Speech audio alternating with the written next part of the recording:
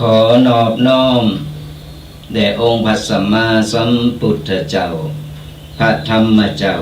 พระสังฆเจ้าด้วยความเคารพยิ่งขอเจริญ10 นิ้วไหวสามายังพระเถรานุเถระพระสังฆาธิการครูบาอาจารย์จุรูปจุตนด้วยความเคารพนับถือขอเจริญสุขเจริญธรรมจงบังเกิดมีแด่ท่านสาธุชนพุทธบริษัทจุบุจุคนที่กำลังสดับหับฟังกับรายการวิทยุธรรมวาไรตี้กับรายการ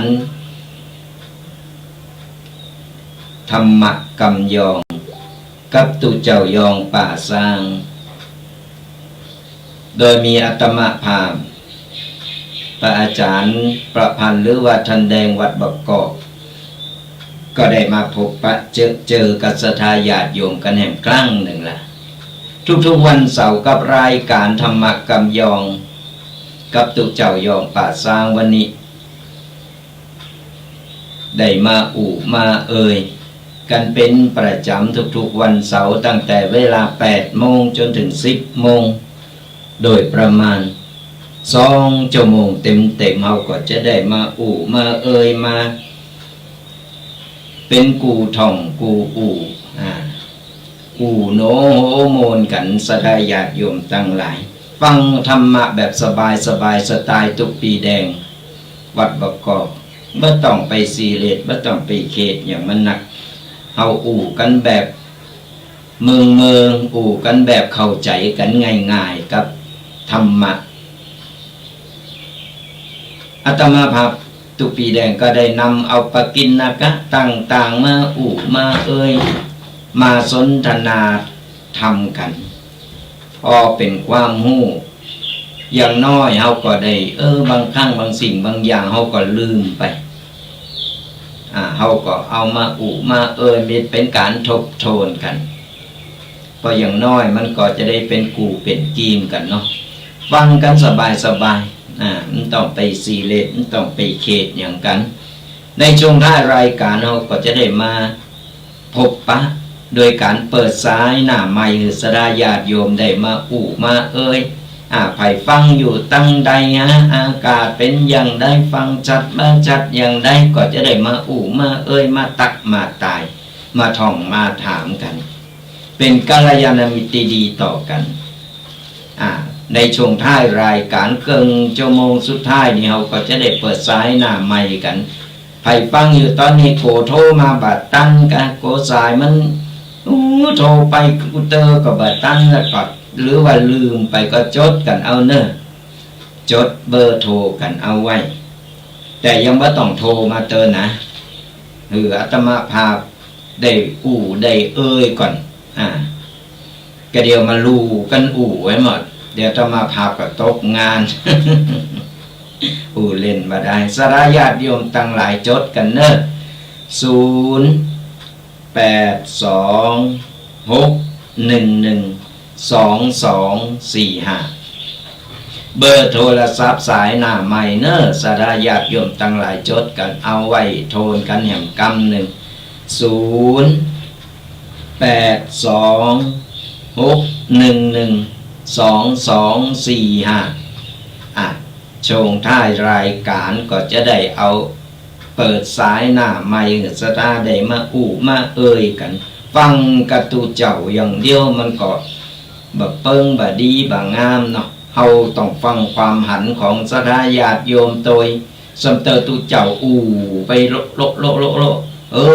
สตาญาติโยมบางคนก็รับไปบางคนก็ฟังบาตันคนเฒ่าคนแก่อีปออีแม่เนาะก็ใครก็บ่ยอมเปิดสายสักเตอใครมาเป็นกูเป็นกีมกันเฮาก็จะได้สรายญาติโยมได้มามากันนะในช่วงท้ายรายการพบปะกันวันนี้ก็เป็นวันที่1เป็นวันที่รอคอยวันแห่งความหวังของหลายๆคน 1 กุมภาพันธ์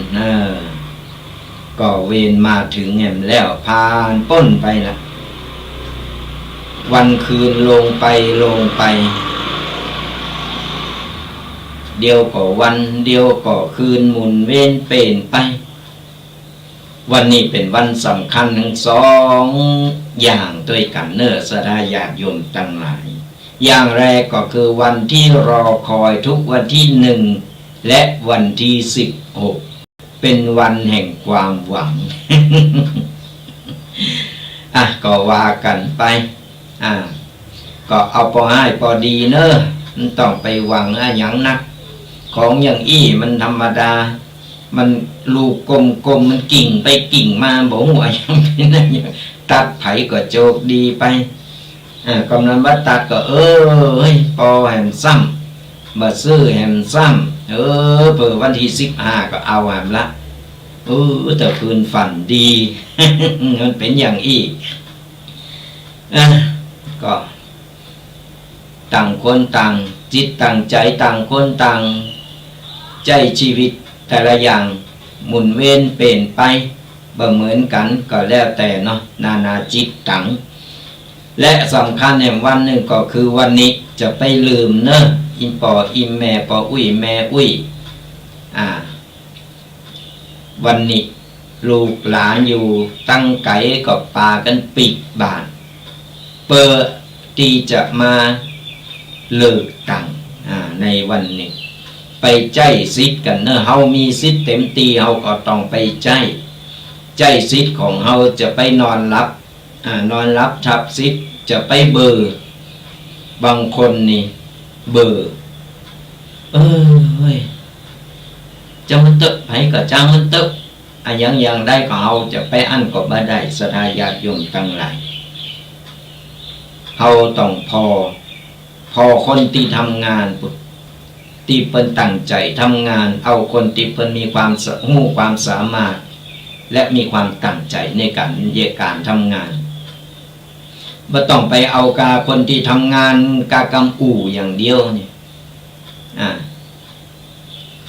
เป็นน้ำไหลไฟดับผมจะทำอย่างนั้นผมจะทำอย่างนี้นโยบายอย่างอันอย่างฟังนี่ปวดท้องสุดท้ายมามันก็อีหลอบเดิม อันนี้บ่ได้ไปประชดประชันอย่างไผก็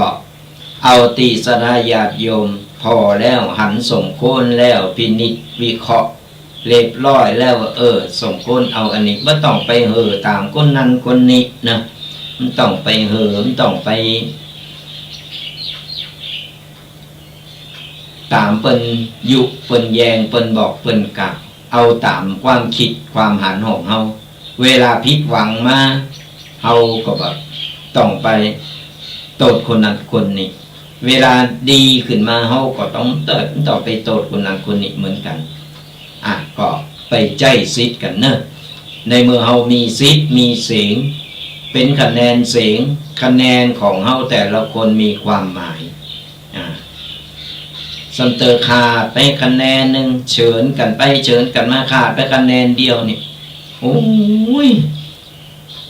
ไอ้คนสมัครก็ต้องการอยากได้มันมีความต้องการเป็นคะแนนที่สำคัญเพราะฉะนั้นแล้วเราต้องไปใจซิดใจเสียงของเราไปออกไปเลิกต่างเรียบร้อยเสร็จปุ๊บก็เฮาก็ปีกมาฟังธรรมะกันตีบ้านตีจองของเฮาวันนี้ตีวัดบกอกก็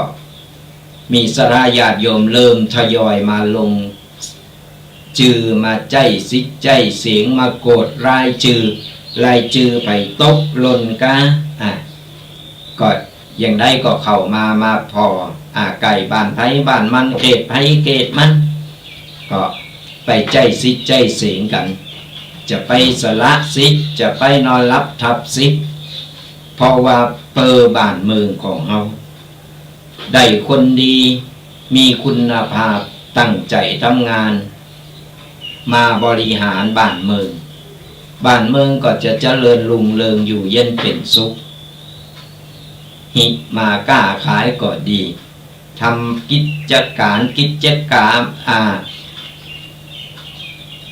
เจ้าของบริษัทอย่างต่างๆก็จะเจริญรุ่งเรืองเงินทองก็จะฟูเฟืองรุ่งเรืองขึ้นมาเพราะฉะนั้นแล้วนี่ไปใจซิใจเสียงกันเนอะไปจะไปสละสิทธิ์กันสำหรับตูเจ้านี่หมดสิทธิ์ เพราะว่าตูเจ้าบ่มีสิทธิ์ที่ไปออกเสียงไปใจสิทธิ์กันก็มีศรัทธาญาติโยมก็เอาศรัทธาญาติโยมว่าคนใดอย่างใดก็อยู่ที่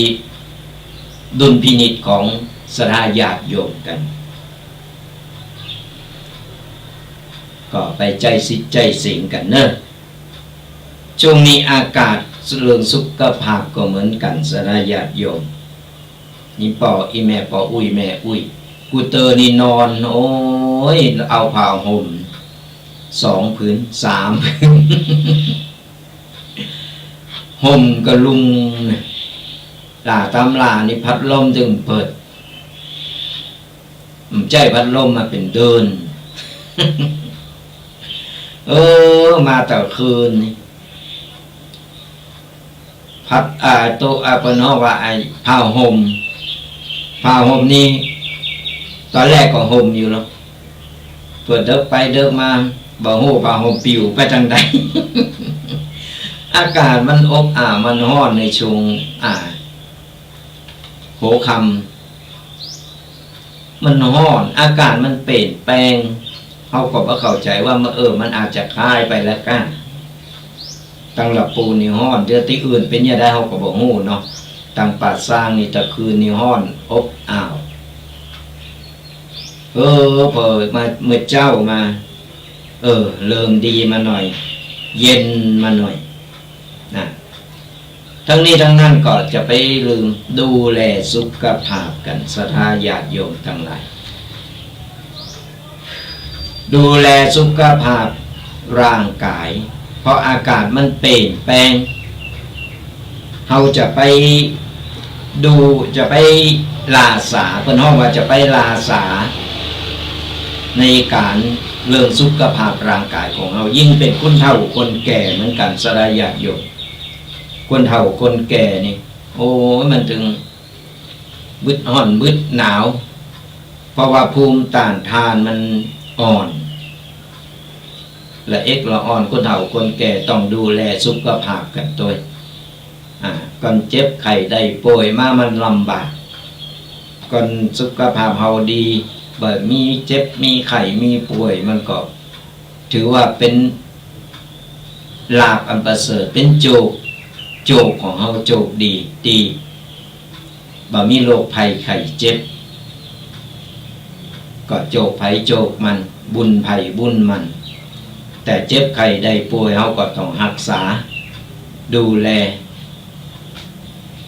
มันมาได้มันก็ไปได้เฮาก็มีกำลังใจกันเป็นกำลังใจกันไปเนาะก็อากาศเดียวร้อนเดียวหนาวก็ดูแลกันตัวเรื่องสุขภาพร่างกายเอาละศรัทธาญาติโยมทั้งหลายเกินรายการไปแล้ววันนี้เอาก็ได้มามากันแฮมเมื่อวันเสาร์ที่แล้วอาตมาภาพได้ติดข้างกันไว้ปกิณณกะในการที่ได้เอามามาเล่าสู่ศรัทธาญาติโยมฟังกันนี่วันนั้นก็ข้างไปมีถึงหมด21 ข้อศรัทธาญาติโยมทั้งหลายมีถึงหมด21 ข้อแต่ว่าได้อ่านได้เล่ากันไปแล้วถึงหมดก็ถึงข้อที่13วันนี้เราจะมาเริ่มต้นในการที่จะเอาปกิณณกะมามาศรัทธาญาติโยมฟังกันในข้อที่14ต่อไปก็ตั้งอกตั้งใจฟังกันเอาเนอะศรัทธาญาติโยมอีพ่ออีแม่ฟังแล้วก้อนใกล้เอาสิ่งไหนดีบ่ดีสิ่งไหนเหมาะบ่เหมาะโคนบ่โคนก็นำไปปรับใจในชีวิตของแต่ละวัน เราจะได้จื่อว่าบ่ประมาทในการใช้ชีวิตการดำเนินชีวิตถึงวันนี้ก่อนว่ามีธรรมะนำต่างมันตึงสเปะสปะไปธรรมะคือแสงสว่างในการนำต่างส่องเราเดินในต่างตีถูกตีต้องนี่ตีโคนมาเริ่มต้นข้อที่14เป็นว่าสิ่งที่ย้อนบ่ได้ก็คือเวลาสิ่งที่หนีบ่ได้ก็คือความตายสิ่งที่ซื้อบ่ได้ก็คือสุขภาพและก็ชีวิตสิ่งที่พอบ่หันก็คือใจคนสิ่งที่ต้องอดทนก็คือใจโตเฮาเองสรายาติโยมตั้งหลายวันเวลามันหมุนเวียนเปลี่ยนไปมันหมุนไปตั้งหน้าติ๊กติ๊กวันเวลาหมุนไปหมุนไปผู้คนมีเวลาเท่ากัน24 ชั่วโมงเท่ากันแต่อยู่ที่ว่าเราจะบริหารเวลาของเราเนี่ยมีกามากน้อยเท่าใดมันอยู่ที่ตัวเราเองเราจะใช้เวลาที่นอนหนักกว่าทำงานหรือว่าจะใช้เวลาทำงานหนักกว่าการนอนมันอยู่ที่ตัวเราเองมันอยู่ที่เราบริหารในวันแต่ละวันมันผ่านไปเราไปย้อนปีกมามันก็บ่ได้อย่างแล้วมันย้อนคืนเวลาบ่ได้ผ่านไปวันนี้ผ่านไปวินาทีนี้ก็เป็นอดีตไปแล้วเราจะมาย้อนว่ายังบ่ได้บาต้าเนี่ยเอาใหม่มันก็บ่ได้เพราะฉะนั้นในแต่ละวันแต่ละเวลาใจเวลามันกุ้มกาไม่ใจเวลาหายใจควางไปวันโดยบ่มีประโยชน์บ่ได้ทำประโยชน์อย่างหือก็โตเฮาแล้วก็บ่ได้ทำประโยชน์อย่างกับสังคมเลยมันก็แบบเกิดผลในอย่างมันก็แบบมีอย่างบ่ได้อย่างขึ้นมาเต่าก็ว่านอนรอวันตายอย่างเดียววันเวลาคืนแต่ละคืนแต่ละวันแต่ละวินาทีมันเวรไปมันเดินของมันตลอดมันแบบมีการยุดไว้ก่อนเนิ่นก็บ่ได้เพราะฉะนั้นเวลาของชีวิตคนเฮามันผ่านไปในแต่ละวันเฮามาทบทวนเพราะว่าเฮาได้ใจเวลานั้นกุ้มค่าก่อนใจเวลานั้นมีกาก่อนหรือว่าผ่านไปวันเพราะฉะนั้นเราต้องใจเวลา24 ชั่วโมงบริหารเวลาของเราเองเราต้องไปโตดวันเวลาต้องไปโตดดินฟ้าอากาศบ่ต้องไปโตดอันนั้นอันนี้อยู่ที่ว่าเฮาใจสติใจสมองของเฮาว่าเฮาจะบริหารอย่างไรในเวลา24 ชั่วโมงเท่ากันเนี่ยเศรษฐีก็มีเวลา24 ชั่วโมงยาจกขอทานก็มีเวลา24 ชั่วโมงตุเจ้าพระเนรก็มีเวลา24 ชั่วโมงเท่ากันแต่ใครจะแบ่งเวลาให้มันถูกมันต้องมันผ่านไปแล้วก็ผ่านไปบ่ต้องมันจะเอาย้อนกลับมามันก็เป็นไปบ่ได้เพราะฉะนั้นแล้วในแต่ละวินาทีในแต่ละนาทีในแต่ละชั่วโมงเฮาต้องใช้เวลาให้มันมีประโยชน์กับตัวเฮาแล้วก็ต่อสังคมตัวสิ่งที่หนีบ่ได้ก็คือความตายบ่มีไผหนีพ้น ไอ้เรื่องความตายเฮาได้ยินมาจากมึนตั้งแต่น้อยจนใหญ่แล้วหนีบ่พ้นคือความตายแต่ก่อนเฮาจะตายเฮาได้สร้างคุณงามความดีอันอย่างไว้พองเฮาได้สร้างประโยชน์อันอย่างไว้หือกับชนรุ่นหลังก่อนนี่เกิดมาตึงจากกว่าจะเกิดไม่ใช่ง่ายๆนะเหมือนเต่าลอดโบงอยู่ในทะเลกว่าจะเอาเต่าตาบอดกว่าจะเอาโหมาซุกโบงตีลอยเคว้งคว้างอยู่กลางทะเลนะมันแสนยากเย็นแสนลำบากเมื่อเกิดมาแล้วเนี่ยถือว่ามีบุญเก่าเขายังมีบุญที่เหลือเป็นห้องเศษกรรมที่ทำเราได้เกิดมาเป็นมนุษย์มาใจมาสร้างบุญบารมีบ่ใจเกิดมาเพื่อใจกรรมเก่าใจกรรมเก่านั้นก็โซนแต่เราต้องสร้างกรรมดีขึ้นมาเราต้องเพิ่มพูนขึ้นไปแฮมบ่ใจต่อใดก็มีต่อใดก็ใจต่ออันมันก็หมดไปมันก็บ่มีประโยชน์อะไรอย่างนี้ในเมื่อเขาบ่เติมสิ่งใหม่ๆเข้ามาบ่เติมสิ่งดีสิ่งงามหือกับชีวิตตัวเก่ามันก็บ่เกิดประโยชน์อะไรอย่างเขาเกิดมาใจกรรมเก่าแต่ว่าเขาสามารถสร้างกรรมใหม่ได้สามารถที่จะสร้างคุณงามความดีทำผลประโยชน์คือกับตัวเก่าแล้วก็คือกับชุมชนหรือว่าเพื่อสังคมนี่บ่ได้เราเกิดมาเพื่อจะมาทำบาปทำกรรมหรือสร้างกรรมซ้ำเติมอันเก่าไปแห่งเพราะฉะนั้นแล้วเนี่ยในเมื่อเศษกรรมถ้าเมื่อเราได้เกิดมาเป็นมนุษย์เรามีโอกาสที่จะได้สร้างกรรมดีได้สร้างคุณงามความดีมีเปิดเลิกบ่เหมือนสัตว์เดรัจฉานโทไปตีกรรมเก่าทำมือเป็นเกิดมาเป็นสัตว์เดรัจฉานโทไปแต่บ่มีโอกาสได้สร้างคุณงามความดีโดยการที่จะมาสามารถจะมาใส่บาตรมาทำบุญกับ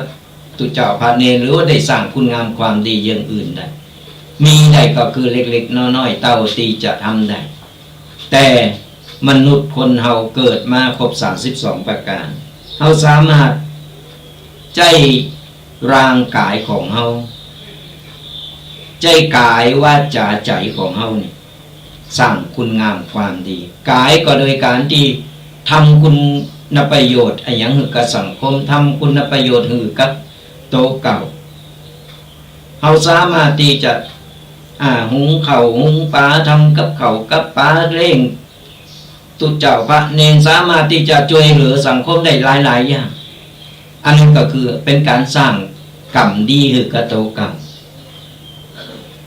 โดยวาจาก็คือการอู่ของเรานี่ใจกำอู่คือมันเป็นมงคลใจกำอู่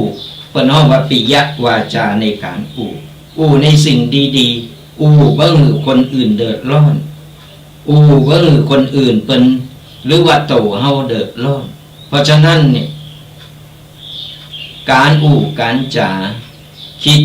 วิเคราะห์แยกคิดก่อนแล้วค่อยอู่บ่ใจอู่ไปแล้วมากึดตีหลังได้อู่ไปแล้วมันสายไปเก็บน้ำลายที่เฮาถุยลงไปแล้วเก็บคืนมามันก็ยากสดายาติโยมทั้งหลายอู่ไปหือคนอื่นเดือดร้อนไปหือโตเก่าเดือดร้อนอู่ดีในศีลในธรรมอู่เรื่องดีๆมันก็จะเป็นมงคลสิ่งมงคลก็จะเข้ากระโตเฮาอู่เรื่องบดีสิ่งบดีมันก็จะเข้ากระโตเฮาเพิ่นฮ้องว่าปากคนเฮาเนี่ยมันปิด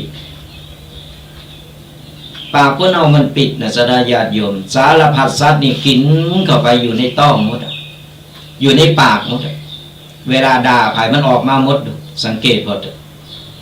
ไอ้นั่นไอ้นี่ด่านั่นโอสารพัดสารพีเพราะฉะนั้นปิยวาจาในการอู่ที่มันเป็นมงคลอู่แล้วเปิ้นฟังแล้ว ละลืนหูฟังแล้วโมนหูมันต้องไปอู่เน็บแนมว่าต้องไปอู่ด่าว่าไปต้องไปเล่าขวัญนินทาไผชีวิตไผชีวิตมันชีวิตไผชีวิตมันสดาญาติโยมทั้งหลายเอามันต้องไปยุ่งว่าต้องไปเก่ากายในเรื่องครอบครัวของคนอื่นแล้วแต่เพิ่นจะจัดการเพิ่นจะบริหารตัวเปิดของเพิ่นไปสุดท้ายมาเนี่ยเมื่อก่อนนี้บ่พ้นกันไปไหนต่างคนต่างก็จากกันไปตอนมาก็ต่างคนต่างมาตอนไปก็ต่างคนต่างจากกันไปมาคนเดียวก็ไปคนเดียวบ่มีไผที่จะมาโตยเฮาไปได้นอกจากคุณงามความดี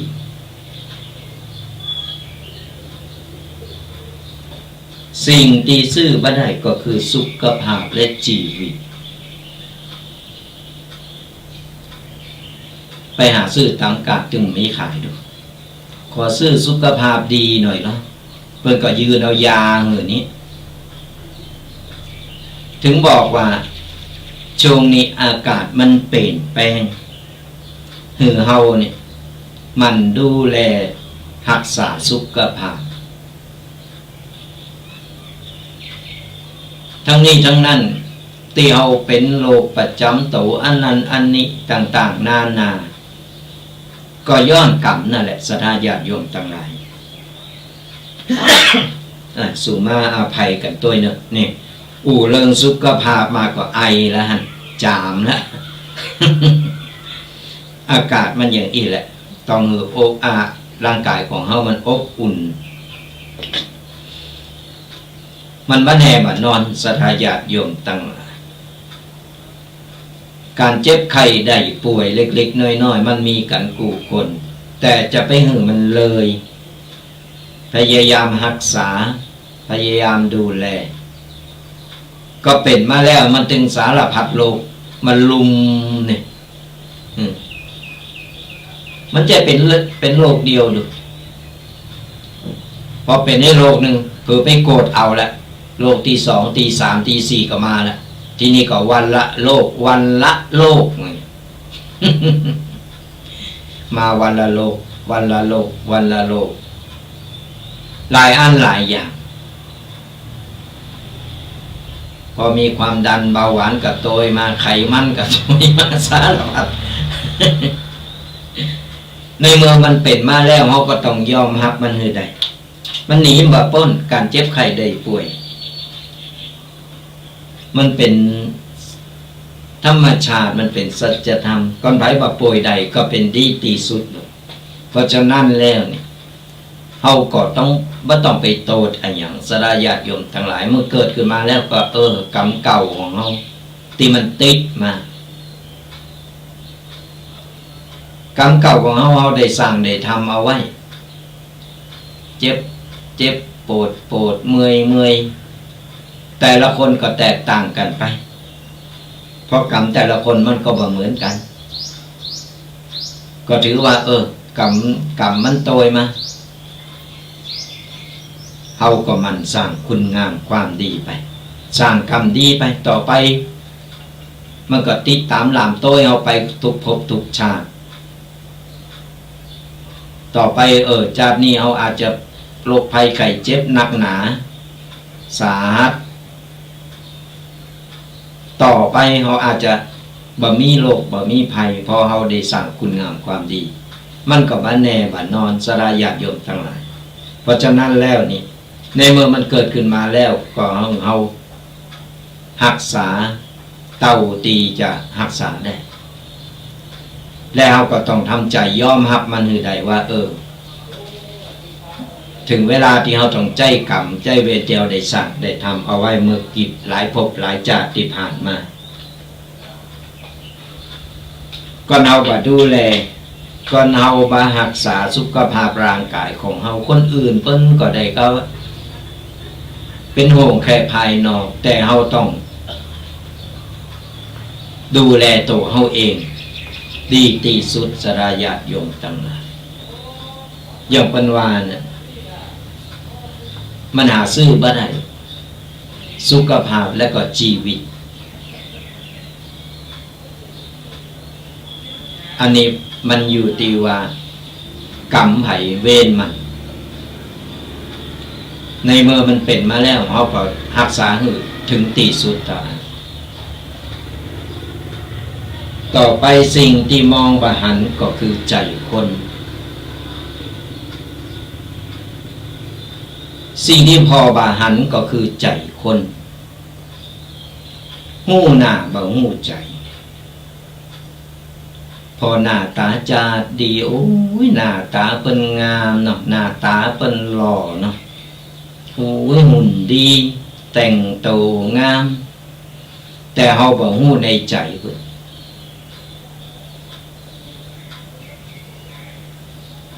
เฮาบ่ฮู้เฮาอ่านบ่ออกหรอก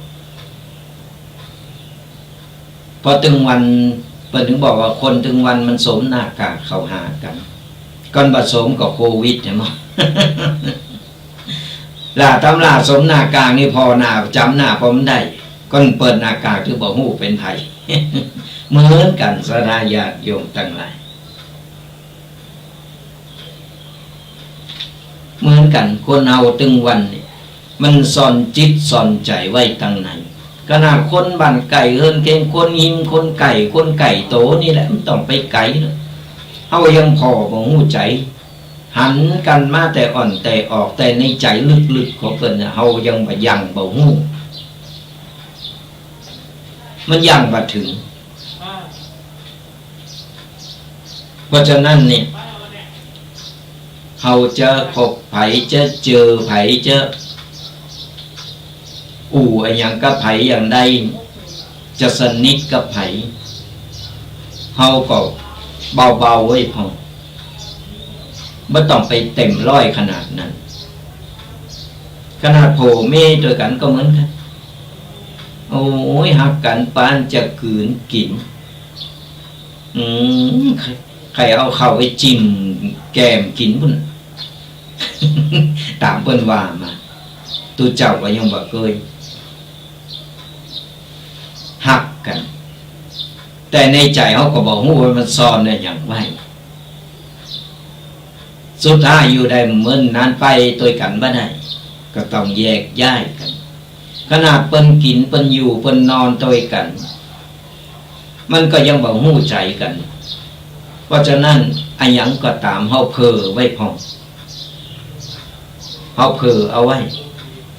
เพ้อกันพลาดคบไผคบได้แต่เฮาก็ต้องเพ้อใจไว้พอบ่ต้องไปเต็มร้อยเนี่ยก็เป็นปกิณกะข้อที่14ที่ได้นำมามาให้ศรัทธาญาติโยมได้ฟังกันมาต่อกันในข้อที่15ไฟไม่ได้ร้อนถ้าเราไม่เอาตัวเข้าไปใกล้ทุกข์ใด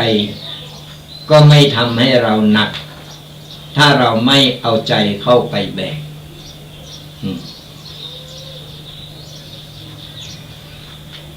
ไฟมันอยู่ของมันดี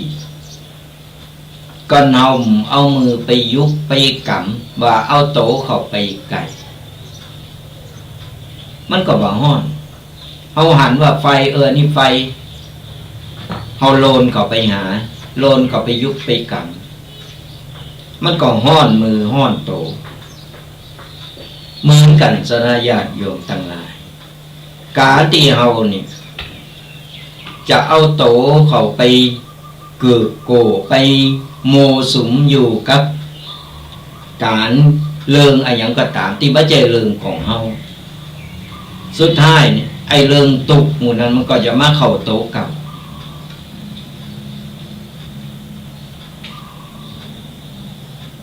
ฮู้ว่าขยะมันเหม็นแต่เฮาก็ยังไปดมหาเหม็นอะไรอย่างเอาหูดังไปยืนสูบหูดังเหม็นอะไรอย่างนี่ก็ฮู้ว่ามันเหม็น แต่เฮาก็ยังบ่ว่าที่จะเข้าไปไขหู้ไขหันไขหู้ไขหันทั้งนั้นดีมันก็บ่ใจเลิงอันหยังของเฮาเพิ่นถึงบอกว่าเอาโตของเฮา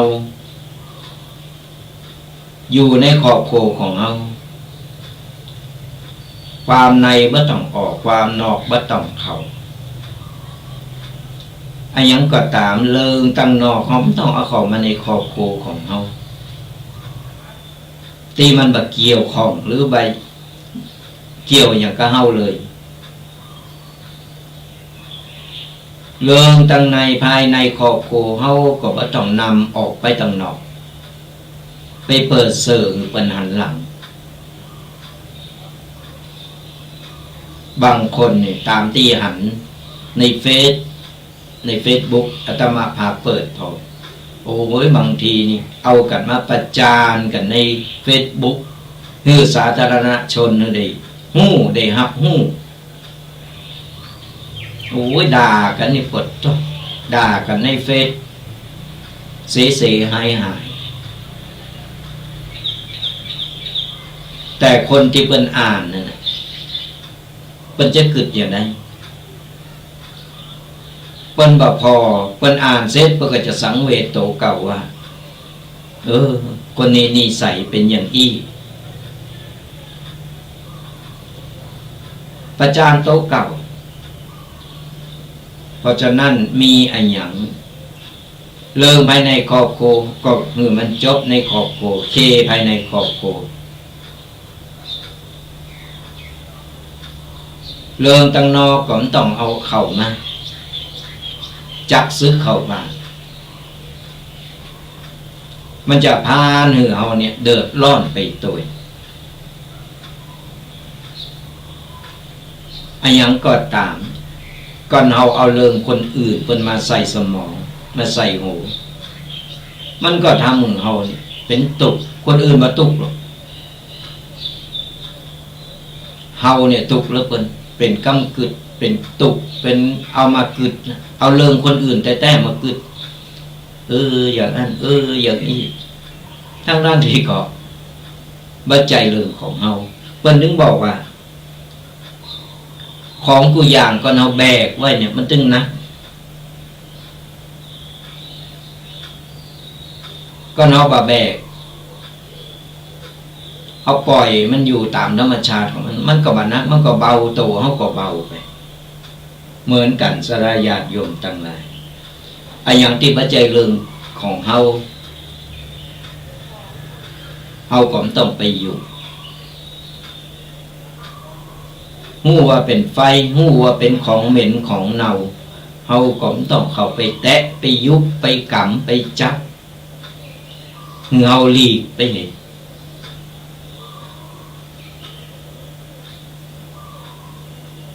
อันนี้ก็เป็นกติเปิ้นห้องว่าปกิณกะคติธรรมข้อที่15พอเวลายังมีเหลืออยู่ไปเรื่อยๆ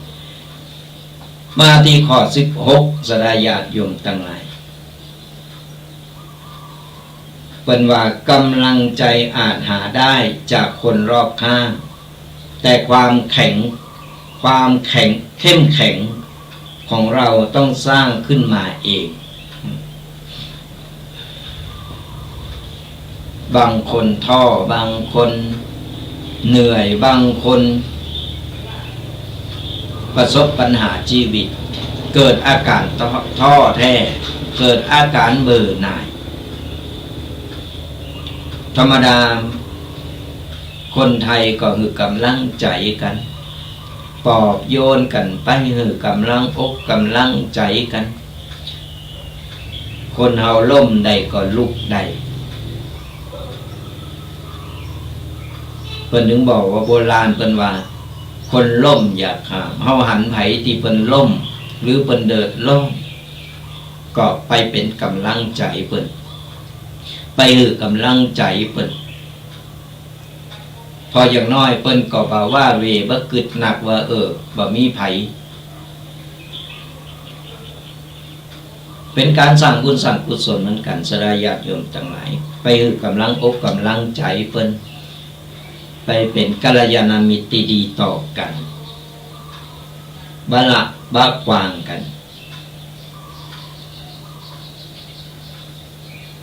คนเฮามันล่มได้มันก็มีวันลุกได้เหมือนกันบ่มีไผล่มไปตลอดชีวิตตราบใดถ้าเฮายังคิดที่จะสู้อยู่ล่มไปปุ๊บลุกขึ้นมาใหม่ก็ธรรมชาติเพิ่นถึงสอนเฮามาตั้งแต่น้อยเลยธรรมชาติสอนเฮามาตั้งแต่น้อยแต่เฮาก็เคยเอามาคิดเอามาเป็นข้อคิดสอนอย่าได้สอนแต่น้อยเฮาเกิดออกมาจากต้องพ่อต้องแม่มาเกิดมาปุ๊บกว่าเฮาจะเดินได้กว่าเฮาจะลุกยืนได้ตั้งไข่ได้เฮาล้มมากี่ครั้งกว่าเฮาจะเต้วได้โลนได้เฮาตาวมากี่เตอธรรมชาติเป็นสอนเฮาดูว่าต่อไปใหญ่ขึ้นมาเนี่ยเฮาก็จะเป็นอย่างที่การใช้ชีวิตคนเฮามีการล้มลุกคลุกคลานบ่มีไผที่เกิดมาโรยด้วยดอกกุหลาบผู้คนมันต้องผ่านมาหมดธรรมชาติเพิ่นก็เตือนเฮามาตั้งแต่น้อยแล้วเพิ่นเฮาใหญ่มาเนี่ยเฮาเริ่มมีครอบครัวขึ้นมากูสิ่งกูอย่างมันต้องปั๊บขึ้นไปเฮาต้องมีความรับผิดชอบความรับผิดชอบเนี่ยมันเพิ่มขึ้นมาติ๊กๆเหมือนกันสดาญาติโยมทั้งหลายเวลาเฮาล้มเฮาอยากไปท้อขอให้เฮาเข้มแข็งมีกำลังจิตกำลังใจอย่างน้อยคนรอบข้างกูโผโตเมหรือว่าลูกหรือว่าพ่อแม่คอยให้กำลังใจเฮาตั้งข้างตั้งหลังแต่ที่จะเข้มแข็งที่สุดก็คือตัวเฮาเองเฮาต้องสร้างความแข็งแกร่งความเข้มแข็งคือกระโตกับบ่มีไผหรอกจะลาบลื่นมาตลอดมันล้มลุกคลุกคลานกันมาหมดเฮามาทบทวนพอเฮาอายุเท่าใดป่านนี้ตอนนี้เนี่ยเฮาผ่านอะไรอย่างมาเท่าใดเฮาล้มมาเท่าใดแต่เฮาก็สามารถประคับประคองชีวิตเฮาครอบครัวของเฮามาตลอดรอดฟังจนถึงบัดเดี๋ยวนี่เฮามาทบทวนมาเกิดพอก็ถือว่าเฮาเก่งมีกลางคืนก็มีกลางวันมีพระจันทร์ก็มีพระอาทิตย์มีขาวก็มีดำ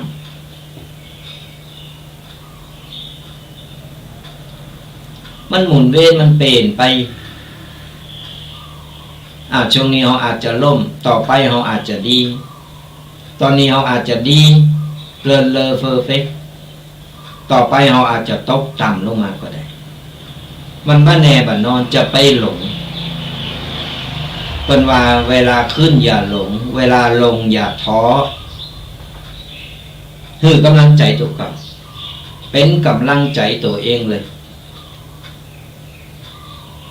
เฮาต้องเข้มแข็งเฮาขอคนที่เป็นด้อยหรือเฮาคนที่เป็นทุกข์กลภาพเปิ้นยังดิ้นรนต่อสู้แล้วเฮามีครบกุอย่างเราจะมาท้ออย่างนั้นมานอนแบมือรออย่างเดียวมันก็ไม่ได้เกิดมาบนโลกใบนี้มันต้องสู้กับชีวิตเป็นโรงละครใบใหญ่แต่ละคนจะถูกกำหนดกฎเกณฑ์ด้วยกรรมของตัวกรรมเป็นเขียนบทมาเรียบร้อยของเฮาโลดแลนอยู่บนห้องโรงละครแห่งชีวิตเนี่ยก็ฝากเป็นข้อคิดกัน กำลังใจดีที่สุดก็คือกำลังใจของโตเฮาเนี่ยสร้างมันขึ้นมาสร้างกำลังใจโตเก่าขึ้นมาว่าเป็นหยังลุกสู้ใหม่เริ่มใหม่บ่มีคำว่าสายกับการเริ่มต้นมาข้อที่17สดาญาติโยมทั้งหลายข้อที่18นะแต่เจ้าไป17แล้วเหลือ18เมื่อตัดสินใจที่จะเดินไปข้างหน้าก็อย่าหวั่นไหวกับปัญหาที่จะต้องพบเจอข้อที่18ขอสุมาอาภัยอู่ไปอู่มาก็เสียงไข่แหบไข่แห้งไปก็อย่างที่บอกสุขภาพร่างกายคนเราเดี๋ยวจามเดี๋ยวไอ มันตึงหนีมันพ้นขนาดตูเจ้ามันก็ยังเป็นนะ มากันต่อสลายาติโยมอีปออีแม่ทั้งหลายการตัดสินใจอย่างแต่ละอย่างในมือเราเกิดขึ้นมาแล้วบ่มีไผที่ไว้กล่าวถอยหลังมีก็กล่าวเดินตั้งหน้ากล่าวถอยหลังได้ก็คือคนเมาเนี่ยพอเมามาหน่อยเพื่อจะไปตั้งหน้าได้ก้าวตั้งหลัง3ก้าวแล้วกับก้าวไปตั้งหน้าก้าวตั้งหลัง3ก้าวมาถึงสักเติบ หันคนเมาก็เป็นดีไคโห แต่ชีวิตจริงคนเฮาสลายาติโยมทั้งหลายมันต้องก้าวไปตั้งหน้าในเมื่อเฮาลุกขึ้นยืนแล้วเฮาจะบ่ก้าวเดินกันหรือจะอยู่กติยืนแข่งก็เลิกอยู่กติมันก็อยู่กติมันก็บ่เกิดยังขึ้นมาได้เพิ่นฮ้องว่ามันก็ไปตั้งหน้าแต่ถ้านั้นเมื่อเฮาลุกขึ้นยืนได้แล้วก้าวแรกที่เราจะเดินเราต้องก้าวถนนของชีวิตถึงบอกว่าธรรมชาติมันสอนเรามาตั้งแต่น้อยไงกว่าเราจะตั้งไข่ได้เสร็จปุ๊บลุกขึ้นยืนได้เพื่อยืนได้ปุ๊บเราก็ต้องก้าวขาเดินนี่เพื่อใหญ่มากเขาก็ต้องใจชีวิตอย่างอันเหมือนกันก้าวขาเดินไปทางหน้าเขาก็ต้องโกเขาเข้มแข็งสร้างความเข้มแข็งเรียบร้อยเลยก้าวเดินต่อไประวังเขาก้าวเดินในถนนชีวิตข้างหนตั้งมันจึงมีบรรลุสิงสาราสัตว์ต่างๆโขดหินดินทรายทุลักทุเลหลุมบ่อต่างๆแต่เราต้องพร้อมเราเต็มพร้อมแล้วที่จะก้าวเดินต่อไปมันต้องเจอ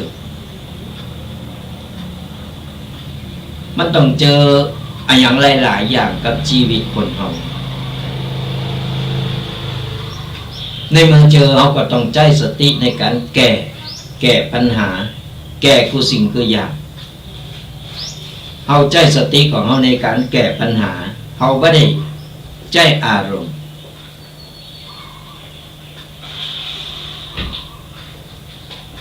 ปัญหามันมีแน่นอนจะเล็กๆน้อยๆหรือจะใหญ่โตมากมายอย่างไรก็ตามเขาต้องผ่านไปหมดเลยเขาเกิดได้ว่ามันเป็นบททดสอบความอดทนความแข็งแกร่งของเรา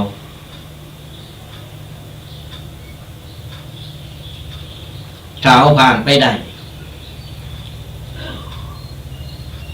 ชีวิตของเรามันก็จะราบรื่นก็เหมือนที่ปอยแม่ปออุ้ยแม่อุ้ยก้าวผ่านมาต่อใดแล้วเจออุปสรรคปัญหามาต่อใดแล้วกำโบราณเปิดว่าผ่านห้อนผ่านหนาวมาต่อใดแต่เราก็ยังดำเนินชีวิตมาถึงป่านนี้ถือว่าเก่งเราต้องชมตัวเก่าว่าเราเก่งเราสามารถประคับประคองเอาชีวิตของเราเนี่ยเอาร่างกายของเราเนี่ยอยู่มาถึงป่านนี้ ด้วยความเก่งและก็ด้วยบุญกุศลที่เราได้สร้างได้ทำตัวช่วยกับประคับประคองจนเขาอายุมาจนป่านนี้ได้อยู่มากี่สมัยกี่โลกแล้วนี่เขาต้องมีกำลังใจโตกันปัญหามันมีแน่นอนว่าต้องไปหนีปัญหามันก็หนีไปอย่างไรมันก็ตึงแบบพ้นในเมื่อมันเกิดขึ้นมาแล้วเขาก็ต้องแก้ปัญหามีไว้หือแก้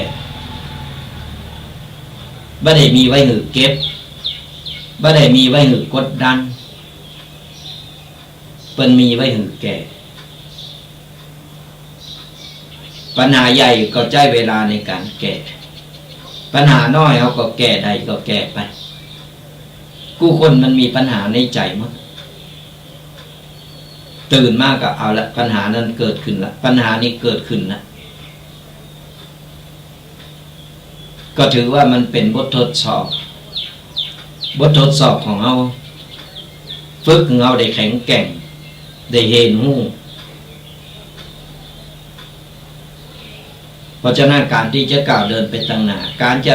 ลงทุนอะไรอย่างก็ตามเราต้องเกมไว้เกมใจไว้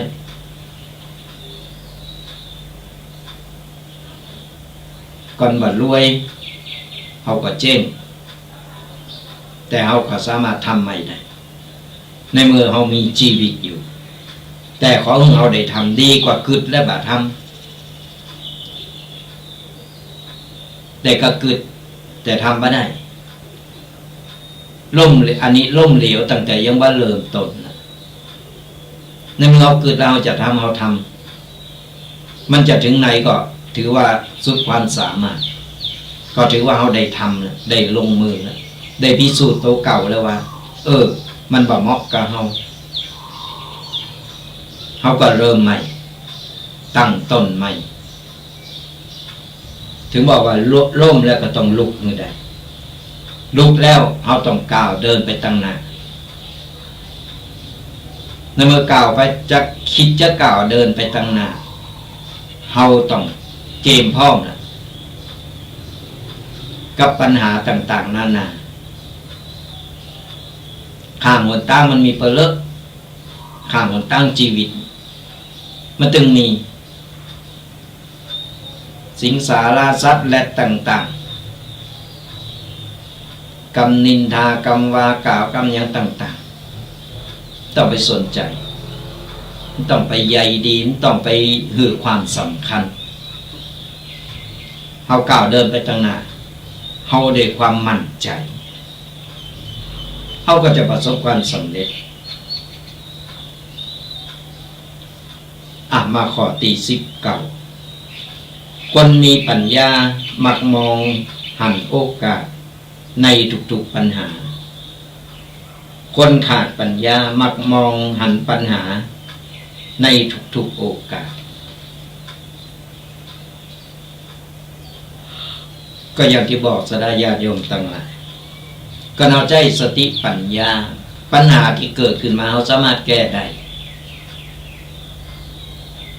เราสามารถแก้ไขได้พอเอาใจสติปัญญาจะไปใจอารมณ์พลิกวิกฤตให้เป็นโอกาสอย่างน้อยเนี่ยประสบการณ์ที่เราได้ลองได้ทำได้กล่าวเดินไปแล้วมันผิดพลาดทางใดผิดพลาดอย่างใดเราก็เอามาปรับปรุงแก้ไข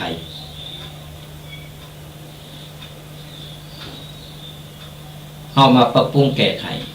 ว่าช่องโหว่มันอยู่ทางใดเราจะแก้ไขอย่างใดแล้วสามารถหลีกเลี่ยงอย่างใดได้หนตั้งนี้มันมีการขวบมีการหนามมีการขยะเขาก็จะหลีกเลี่ยงจะใจตังเบ่งตังเลงอย่างใดได้เขาใจสติปัญญาเขากึดวิเคราะห์แยกแยะแล้วก็ลงมือทำแต่ถ้าเอาเจอปัญหาปุ๊บบ่เอาละถอยอย่างเดียว เปิ้นห้องว่ามันแค่เต้าอี้แล้วแกเจอปัญหาหน่อยเดียวถอยแล้วความคิดมันก็ไปตั้งหน้ามันก็หดหู่ใจก็เลยพาดโอกาสดีๆไปสิ่งที่ผิดพลาดคือบทเรียนที่ทำให้เราได้เห็นหู้เป็นประสบการณ์เราสามารถแก้ไขได้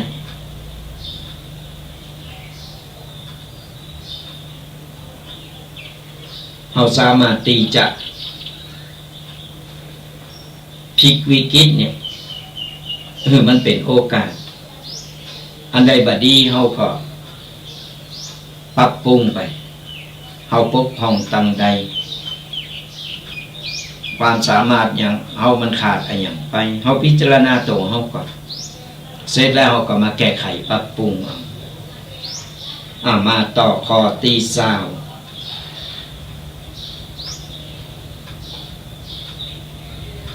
ทุกครั้งที่เราไม่เข้าใจกันไม่ผิดที่จะโกรธแต่ผิดที่เราไม่ขอโทษกัน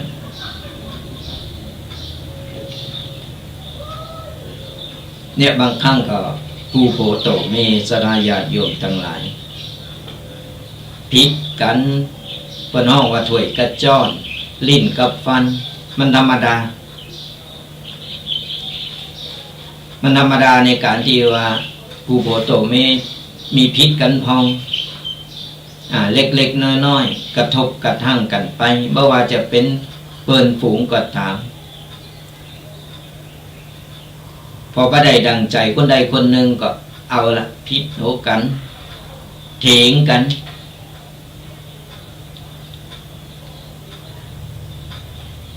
มันเป็นเรื่องธรรมดา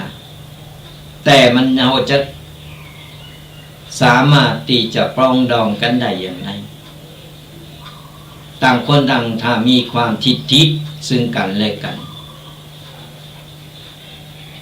ตึงบ่ยอมคนนั้นก็บ่ยอมขิงก็ราคาก็แหงบ่ยอมไผมันก็บรรลัยอย่างเดียวแต่ถ้าต่างคนต่างหันหน้าเข้าหากันมีการขอโทษมีการอุจากันเรื่องใหญ่ก็กลายเป็นเรื่องน้อยแต่เราตั้งทิฏฐิบ่ได้ฉันบ่ผิดกูบ่ผิดต่างๆนานามันก็อยู่กันบ่ได้บ่เมินมานานก็แยกย้ายกันไปในเมื่อบ่ยอมปรับโตปรับใจปรับกายเข้าหากันมันก็ต่างคนต่างไปมันก็บ่ตลอดรอดฟังหอมกฟังกันพองอู้กันด้วยเหตุด้วยผลไอ้การทะเลาะเบาแว้งกันมันธรรมดาอยู่แล้วแต่เอาลดความทิฏฐิต่างคนต่างลดความทิฏฐิลงให้หน่อยสุมาขอโทษเนอะมันก็กลายเป็นเรื่องดีๆจากให้กลายเป็นดีไปต่างคนต่างฝึกฟัดใส่กันบ้านไอ้บายองตึงบายองบ่ผิดแถมฝ่ายก็บ่ผิดตึงบายองมันก็ต่างคนต่างเตียวไปเป็นเรื่องเป็นล่างหูจักสุมาอภัยหูจักพระสัมมาสัมพุทธเจ้ามันบอกรู้จักให้อภัยกันนะไม่ต้องไปถือโทษโกรธกันเมื่อนานก็ต่างคนต่างตายต่างคนต่างแยกย้ายกันไปละระหว่างอยู่ก็ปองดองกันเอาไว้หูแป้หูชนะหูอภัยซึ่งกันและกันไปต้องมาจองร่างจองผานมันก็อยู่กันหมดมาขอสุดท้ายสรายาติโยมทั้งหลายจงเป็นคนดีและคนเก่ง ที่มีความสุขแค่นี้ก็เป็นคนโดยสมบูรณ์แล้วนะก็อย่างที่บอกไว้ก่อนต้นรายการว่าเศษกรรมถ้ามึงเอาได้เกิดมาเป็นมนุษย์ในเมื่อเอาเป็นมนุษย์แล้วเพื่อนเอามาสร้างคุณงามความดีไม่ได้มาสร้างกรรมซ้ำเติมตัวเก่าเห็นสร้างกรรมบดีมาซ้ำเติมตัวเก่าเห็นเอาเป็นคนดีก็ขอบโขเป็นคนดีของสังคมว่าต้องไปเก็บโอดเก่งเกินหน้าเกินตาคนอื่นเปิดเก่งเฉพาะโตกูคนมีความเก่งอยู่ในโตอยู่แล้วเก่งในทางที่ถูกต้องมีความดีความเก่งอยู่ในโตเอาใจมันถูกต้องใจมันมีคุณค่าในเมื่อโลกเพิ่นสร้างเอาได้เกิดมาเป็นมนุษย์ได้เอาได้เห็นหูต่าง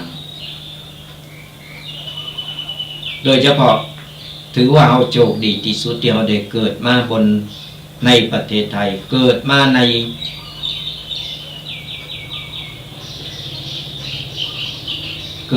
โลกนี้ได้มาพบปะกับพระสัมมาสัมพุทธเจ้าได้พบปะกับนำธรรมคำสอนของพระสัมมาสัมพุทธเจ้าถือว่าโชคดีที่สุดเราได้มีแสงสว่างนำทางได้มีธรรมะในการนำหนทางจี้บอกเอาไปในทางที่ดีในทางที่ถูกเขาก็จะเลินลอยตามบุญกุศลก็เกิดกระโตเฮาคุณงามความดีต่างๆที่เราได้สร้างได้ทำเอาไว้มันก็ส่งผลไปถึงกูภพกูชาติไผสั่งสมบุญบารมีไว้นะก็บ่ต้องปิกมาบ่ต้องกลับมาพุทธมาเกิดเป็นมนุษย์หรือเป็นสัตว์เดรัจฉานหรือเป็นอะไรอย่างต่างๆบ่ต้องมาพุทธมาเกิดแห่งแล้วไปเสวยสุขอยู่ในนิพพานบนสวรรค์ชั้นฟ้าชั้นนิพพานเอาป้นตุกเลยป้นในวัฏสงสาร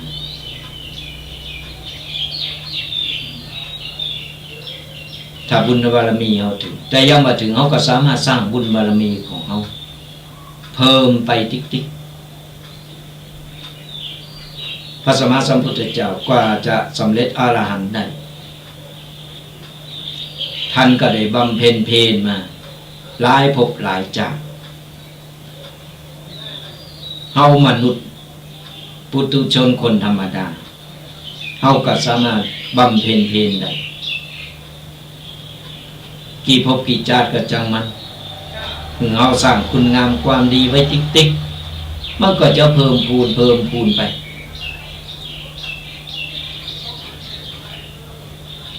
เนี่ยสดาญาติโยมทั้งหลาย21 ข้อที่ได้นำมามาเล่าสู่สดาญาติโยมฟังกันใจเวลาไป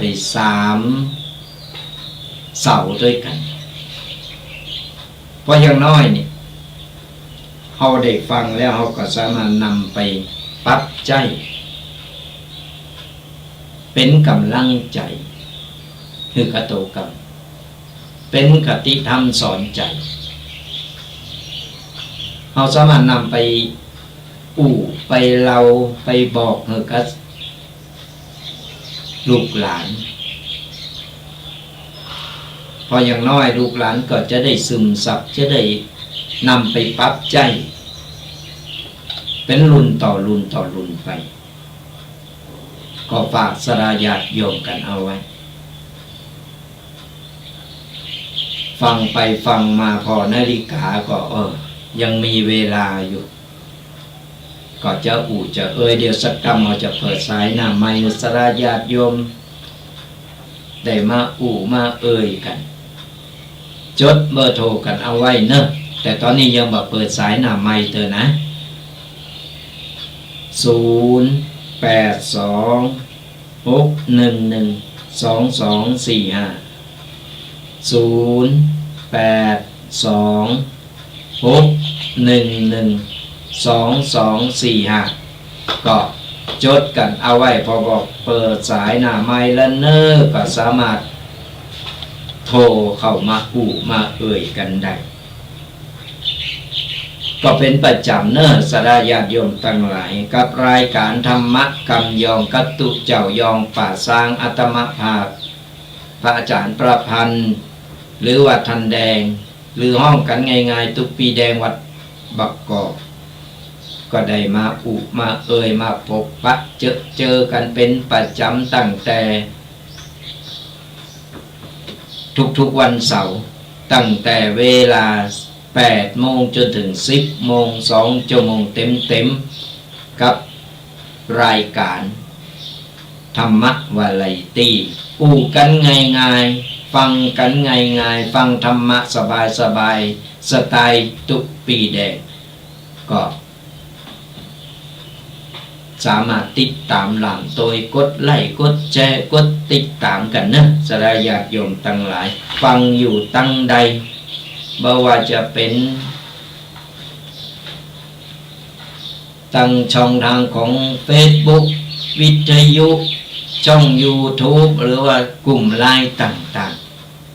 ๆกดไลค์กดแชร์กดติดตามกันเป็นกำลังอกกำลังใจกันไปฟังตั้งวิทยุตามคืนสถานีต่าง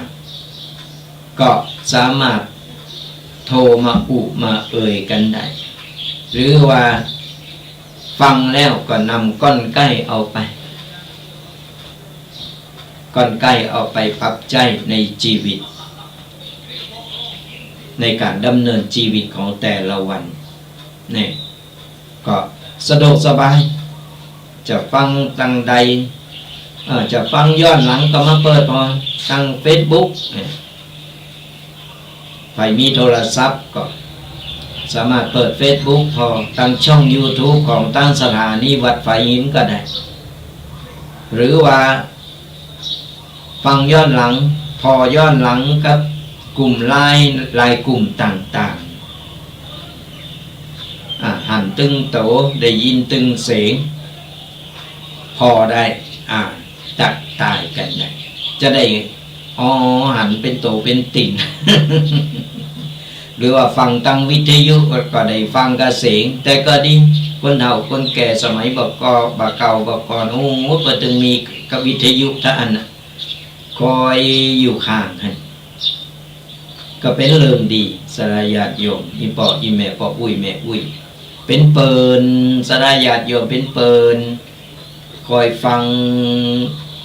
ครูบาอาจารย์ตุเจ้าพระเนรหลายรูปหลายตนเปิลมาหือธรรมะเปิลมาอู่มาเอ่ยใครโหกันไปโมนกันไปอู่โนโหโมนกันสลายญาติโยมมันโมนเด้อมันบ่มีผิดมีภัยการอู่ธรรมะมีผิดมีภัยบ่สร้างความเดือดร้อนอยู่ไทยพอเฮาบ่ได้ไปเน็บแนมเสริมแต่งอะไรอย่างฟังธรรมะประเดี๋ยวนี้มันแบบฟังแบบสบายมันต้องไปหอบเสื้อหอบหมอนนุ่งขาวห่มขาวไปนั่งฟังนอนฟังอยู่ในวัดอยู่ที่บ้านก็ได้ทำงานไปตัวต๊อกแต๊บทำงานกันไปฟังธรรมะเปิดดังๆยิ่งเราอ่อนอยู่นี่เปิดดังๆเลยเพราะเราอ่อนมันจะได้ซึมซับเข้าไปตัววันละนิดวันละหน่อยเล็กๆน้อยๆละอ่อนมันก็จะได้จำคัดเก้ามันไปคัดเก้ายามน้อยนี่แหละ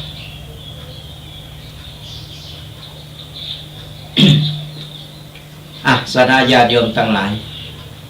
ฟังตุเจ้าอู่มาเมินละชั่วโมงป่ายละตอนนี้เราจะมาฟังสดาญาติโยมมาอู่มาเอ่ยมาตักกันเปิดสายหน้าไมค์กันแล้วเนอะเปิดสายหน้าไมค์กันแล้ว ฟังอยู่ตั้งใดหรือไปเลิกตั้งมาแล้วไปยังไปก็ไปนะยังตันอยู่ถึง4 โมงแรงบุษราญาติโยมตั้งหลายนึกหือดีกึดหือดีอยู่ในใจนะเลิกไผมันต้องไปบอกไผแล้วมันต้องไปฟังไผเอาใจเฮานี่แหละอยู่ในใจของเฮา2 เบอร์เนี่ยเบอร์ไหนอยู่ในใจเฮาเอาไปถึงมัมมึกเอาไปถึงก็เขียน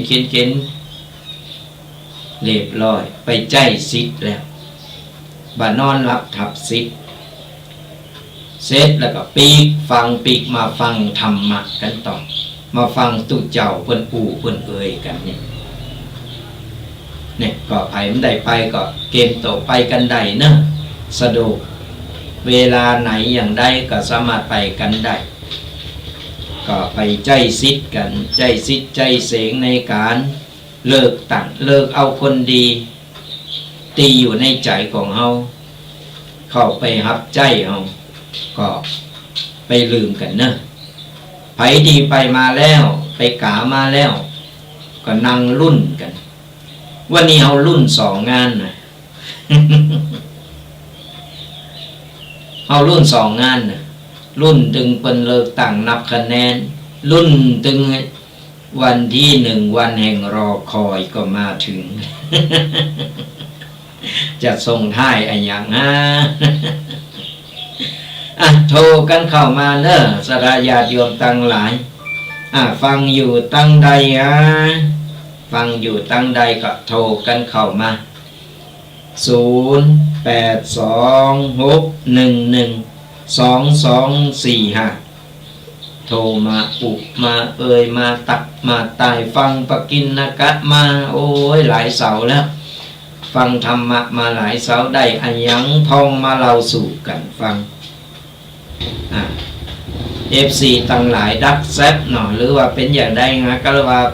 กำลังไปเลือกตั้งอยู่ย่อมตันปิกเตอ ก็ว่าเป็นอย่างไผวางไผสามารถติโทรได้ก็โทรมาอุมาเอ่ยเฮาก็จะได้หูว่ายังมีคนฟังอยู่เนอะปัจจัยปล่อยตุเจ้าขายเฮ็ดลมอยู่คนเดียวนะฟังแล้วได้ขอคิดอันยังก็สามารถมาเล่าสู่กันฟัง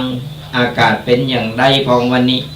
รู้สึกอากาศร้อนหนาวหรือว่าหนาวจะได้ก็โทรกันเข้ามาโทรกันเข้ามาอู่มาเอ่ยมาตักมาตายกันขออนุญาตรับสายก่อนนะเจริญพรราชการค่ะโยมจูนวันนี้ไปใช้สิทธิ์มาหรือยังเอ่ย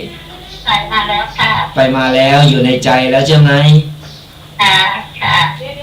วันนี้2 ลุ้นนะ2 เด้งนะค่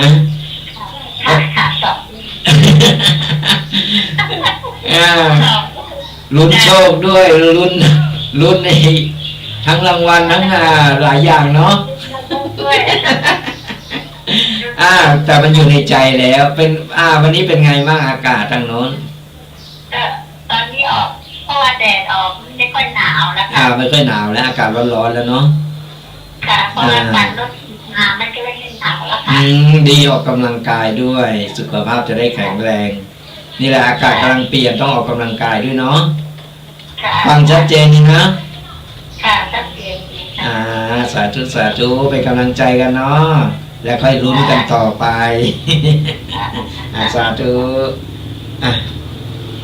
มาแล้วโยมจุนจากเชียงใหม่ไปใจสิใจเสงกันแล้วก็มาฟังธรรมะกันต่อโทรกันเข้ามาสนาญาติโยมตั้งหลาย0826112245ก็โทรมาอุมาเอ่ยมาตักมาตายกันจะได้เป็นกัลยาณมิตรดีต่อกันฟังแล้วได้ขอคิดอันยังนี่วันนี้ถือว่าเป็นวันโชคดี